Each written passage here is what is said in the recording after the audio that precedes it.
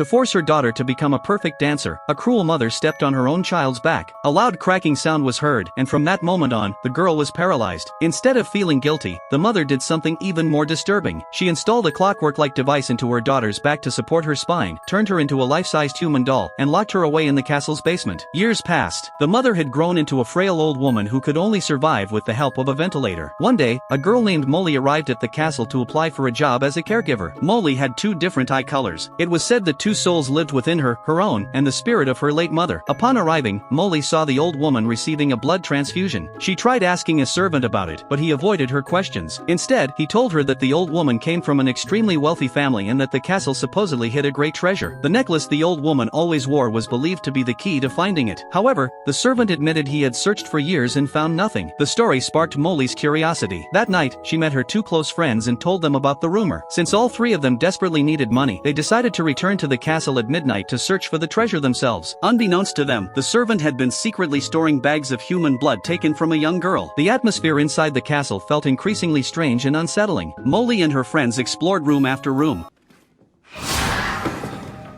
They found no gold or jewels, only dried animal carcasses scattered throughout the halls. Strangely, every door stood open except for one at the end of a long corridor. They stole the necklace from the old woman while she lay in bed and tried to use it to unlock the door, but it did not fit. In desperation, one of Moly's friends forced the door open. Inside stood a statue covered with a white cloth. When they pulled the cloth away, they discovered it was a preserved human body. Beneath its feet was a small keyhole. Suddenly, an eerie sound echoed through the room, and the body began to rotate like a music box doll. A haunting melody filled the entire castle. Panicking, Moly's friend struck it until the sound finally stopped. Moments later, footsteps echoed from the upper floor. Terrified, they ran to find an exit, but every door was locked. When they passed the old woman's bedroom, they were shocked to find her bed empty. Near the corridor, one of Moly's friends noticed a large mirror with a faint light glowing behind it. Driven by fear and curiosity, he reached out and touched its surface. The mirror suddenly trembled and slowly swung open, revealing a dark, hidden passage behind it.